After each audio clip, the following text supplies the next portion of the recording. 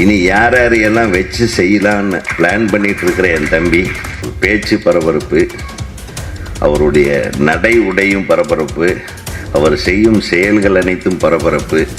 சீமான் மனசில் ஒன்று வச்சுக்கிட்டு வெளியே ஒன்று பேசுகிற ஆள் கிடையாது. என்னை பொறுத்தவரை நான் பல நாட்களாக நான் ஃபாலோ பண்ணிட்டுருக்கேன். தமிழுக்கு கிடைத்த ஒரு பொக்கிஷம். நீ பேசணும் கண்ணே. என்னை தம்பி அழகாக சில கதைகளை சொல்லி, ஏன்னா நம்ம எல்லாம் கூட பரவாயில்ல, ஏதோ சினிமான்ட்டு இதோ எனக்கு அடுத்து இன்னொரு வேலை இருக்குன்னு தம்பி கிளம்பி போனார், அந்த மாதிரி நம்மளும் கிளம்பி போயிடலாம். ஆனால் 6 மாதத்தில் எலெக்ஷன் வரப்போகுது. இனி யார் யாரையெல்லாம் வச்சு செய்யலான்னு பிளான் பண்ணிட்டு இருக்கிற என் தம்பி, அவனுடைய ஒவ்வொரு மணித்துளியும் அப்படி பரபரப்பான மணித்துளி.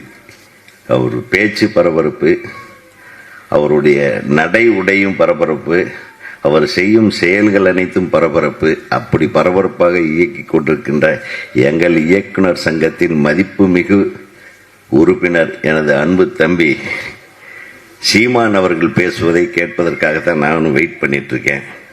ஏன்னா சீமான் மனசில் ஒன்று வச்சுக்கிட்டு வெளியே ஒன்று பேசுகிற ஆள் கிடையாது. என்னை பொறுத்தவரை நான் பல நாட்களாக நான் ஃபாலோ பண்ணிட்டுருக்கேன்.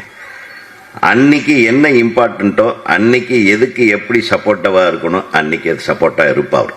ஸோ இந்த படத்துக்கு எந்த அளவுக்கு நம்ம தனஞ்சயன் சார் கேட்டார், அதெல்லாம் ஒரு பிரச்சனையே கிடையாது. படம் பார்த்துட்டான்னா அவரை விட ஒவ்வொரு இடத்துலையும் படத்தை பற்றி பேசக்கூடிய ஆள் வேறு யாரும் கிடையாது. ஏன்னா சினிமாவத்தை மிக மிக உயர்வான ஒரு ஒரு கலைப்படைப்பை நேசிக்கக்கூடிய ஒரு அற்புதமான தம்பி சீமான் அவர்கள்.